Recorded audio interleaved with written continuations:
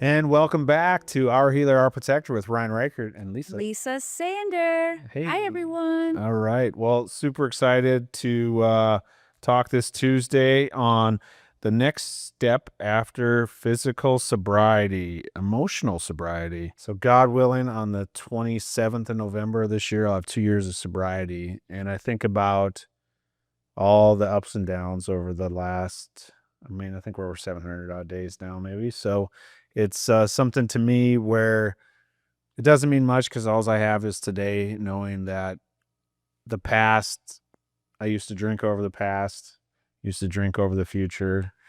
And now today I just like put the work in every morning with my, spiritual practices and so forth. That really rounded out that emotional side of my sobriety. And I think the bigger side of that to me is like, I'm going to pair a couple different things here. And it's like breaking generational curses in it, because for all you that probably have listened to maybe an episode know that my father has been sober for over 40 years, which is fantastic. And we actually had this conversation just a couple days ago driving back from Fargo. Yeah. So I'm super proud of him for that. Like, so I believe like, even though, yes, I'm a recovering alcoholic and addict, like he broke like that generational curse, I believe, even though I am an alcoholic and an addict.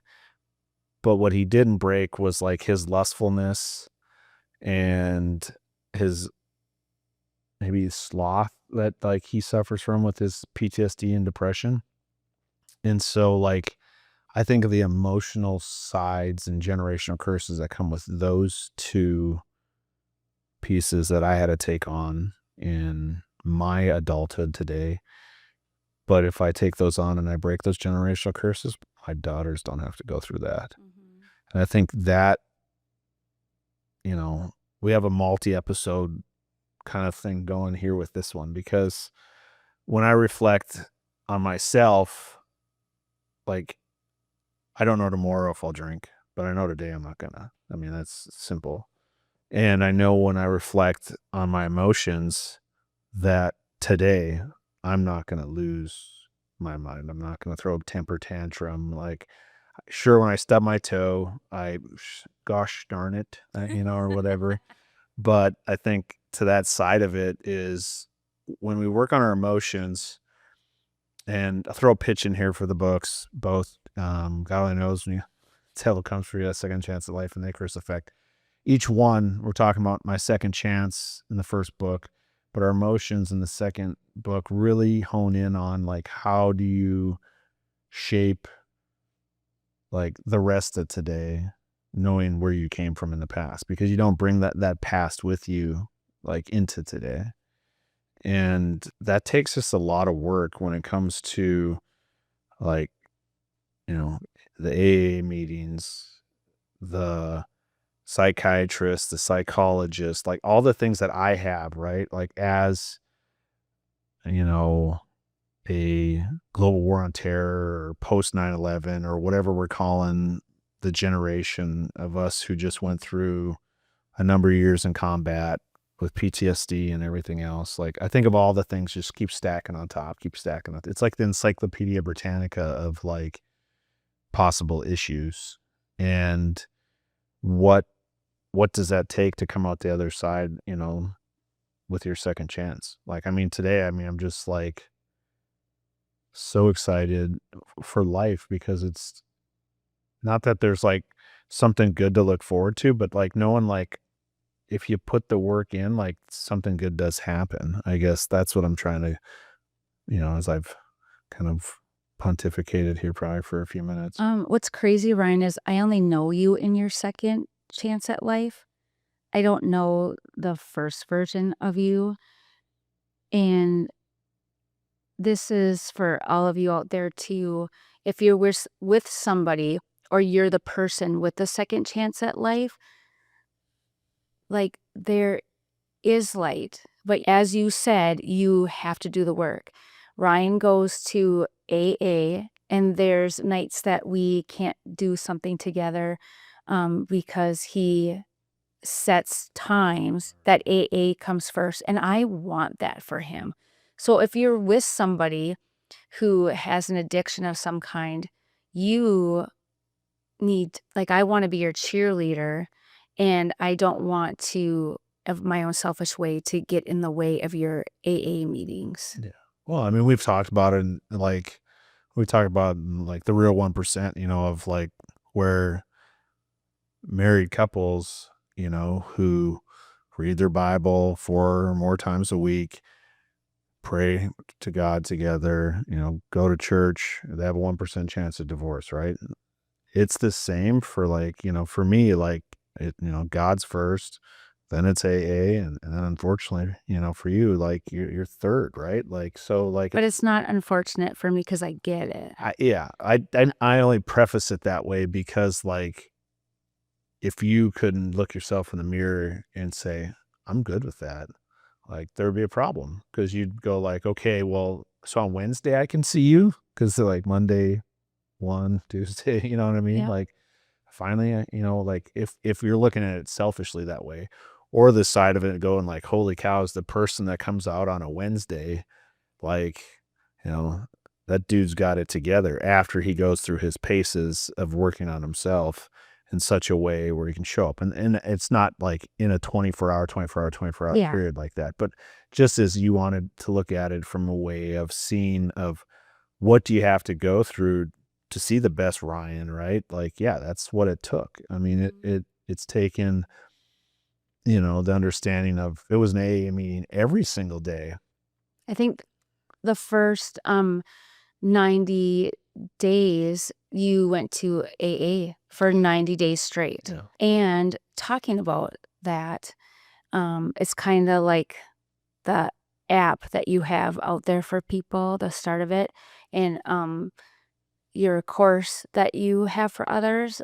Like anything that you put 90 straight days into, your life will change. Yeah. No, I mean, it is. I mean, Harvard's done the study, Stanford's done a study. You create a habit over 21 days of doing it, 21 days of doing it, same time, same place, whatever. Like within 20 days, you form a habit. If you solidify that over the next 69 days, it's 90 days total. I know that sounds like a super long time, 90 days, but what would you do to change the rest of your life? Like, would you do like one thing the same for 90 days? Imagine if everyone put something that they wanted so bad, like if that's being at the gym and you want to actually change your body. Or how about for 90 days, you're only allowed to say kind things? In fact, I just came up with that, and I think that's a really good idea. Ryan, we should challenge each other. We should have 90 days of kindness. We cannot say anything negative, and if something negative comes out, we need to switch it up You know, into a positive. I'm Or like the movie guy or whatever, like, but I can't remember the name of the movie where it was when they wanted to eat something, like it would shock them. Like, so like if they grab something like to eat, like it zap them. yeah. But I'm just thinking, yeah, like if we wanted to go this route with kindness, like if you said like a negative or unkind thing, like you get, see, look at me, I'm always going back to pain. Like, Well, everyone has pain. but I'm just thinking about like what does it take for you to be cognizant if you're going to go down the road of being unkind or hurtful or say something derogatory to someone? Well, we could all wear a rubber band. And if something is said unkind between us, you can snap me and I can snap you. I like it. Let's do it. Let's do it. We could have Okay. our healer, our protector, little snap bands. Yes. And then we'll snap each other. Oh my gosh, you guys, let's do this. So, Ryan, let's start the kind words for 90 days. But anything in general, if we can put 90 days in, Ryan, and you also have read the Bible for 90 days.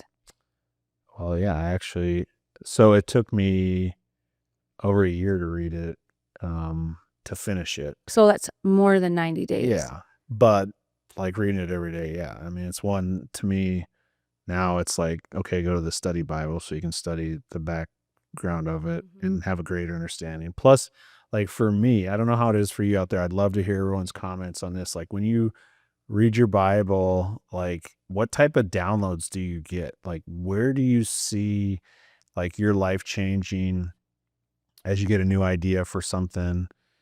I was just thinking this morning, and it's escaped me now because I didn't write it down. I didn't journal this morning right away. I was lazy, and I didn't journal after reading. And so I had some really good ideas of like the next book kind of thing. And it'll be interesting because I know when I pick up the Bible again, they'll come back to me.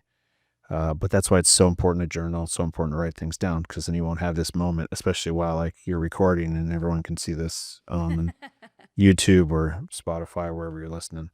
I'm just thinking more and more about that though, as we were talking, just thinking about when we don't feel, like we don't feel like doing something. I mean, I know that's a huge struggle, like especially for those of us who suffer from PTSD, suffer from depression. Yes, you're recovering from some form of addiction. Like you're not going to feel like doing something, but you have to fight through it. You have to get off the couch, go for a walk, call somebody up. I mean, just like, I just think about it. Like we lost another buddy in one of my old units to suicide this past week. It's not just us checking in and for like a, hey, how you doing? Like, hey, Lisa, how you doing? It's like how you really doing? And like spending some time, like obviously if you're not geographically in the same location, like spend some time on the phone with them, like just and asking them like beyond like, how are you doing? Because we're all going to say if we're fine. Yeah. What are you doing each day? Like, what did you do Yeah. today? Did you get up? Did you go exercise? Have you journaled? Have you spent time with somebody outside of the house? Everyone asks every single day, hey, how are you doing? And you're like, I'm fine. Not everybody is fine. No. So maybe switch up the question. No, I mean, I think you hit it on the head. It's like, what have you been up to today? If it's later in the day, like, what have you been up to today? Like, did you work? Did you go for a walk? What did you do yesterday? Is there something that you have to look forward to, like whatever it may be, like the dynamics of like, we're all creatures of habit. So we have like a routine. And if it's a good routine, that's amazing because like that, Yeah. the next thing you're solving world hunger.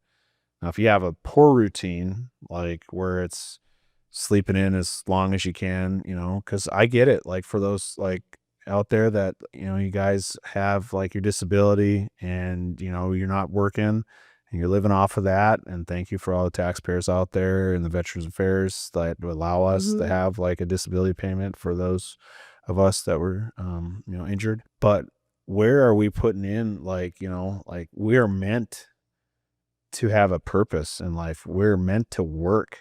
We're not meant to be idle. We're not meant to not create. And that in itself is like where you need to find what brings you that joy, what brings you that peace. And Ryan, when you talking about this, I want to ask you questions. So you had the house, you had the family, and you still went in a state of depression. I know your background, being deployed and being in the military for so long. Like, what were your signs of depression? Like, what were you doing at home when you did come home? Was it like after being home for 3 months, if you got to be home that long and it would sink in? Like, what did your depression look like? Yeah, I think for me, it was just the lack of like purpose, So like a lot of time, what it looked like is you'd go from an operational assignment. So like for those that don't know what that is, like, kicking in doors, blowing stuff up, like something cool. So I don't know what TV show out there looks like that, but like you go from that type of assignment to a training assignment. And, it's just not that exciting. You just, going to the office a lot and writing, So when you get reports. home, When you get so home, after you get home and then you are still working, Yeah. even though you're home with your family, right. and now you're not having all that excitement. Could you feel when you were starting to go down? Yeah, I mean, you could see that, like, you're not working out as much, and telltale sign, like, right there. Like, if every day you're not, like, doing something to create those endorphins, like, that's an immediate, like, where you're gonna start seeing yourself dip. Um, yeah, like, sleeping in, not wanting to hang out with, like, people that you would normally enjoy spending time with. And then you really start to see, like, it's like, Oh, I don't enjoy watching football anymore. Like, I don't enjoy playing golf anymore. All these different things that you start removing yourself and isolating yourself further and further and further. And, you think of like a task list and you're like, Mhm. stop making me a list because you just like know that takes that much, just like make your bed. Like the energy Yeah, it takes out of you. and you're just like, nothing brings you joy. Like when you do something, it should like Mhm. bring you joy to like vacuum like the carpet or do laundry. I know we're talking about tasks here that don't sound very sexy, but like it's a necessity, obviously, to create these Well, things. for us women, like vacuuming and cleaning stuff brings satisfaction to some of us. So, like knowing that something is done and clean and Right. Yeah, I mean that's I guess what I'm getting at here is like for men, like we want to be respected, and that side of it is like you have to like execute a task though normally to receive some form of affirmation. yeah. And that in itself is what it creates, like, and when you're obviously a soldier, you end up like knowing what you're supposed to do over time and And space people once are you've achieved it. your team's cheering you Yeah. on. Yeah, I mean that's the thing, right? Like no one wants to lose. Like, and in our business, if you lose, like someone gets wounded, Yeah. it dies. I mean, So when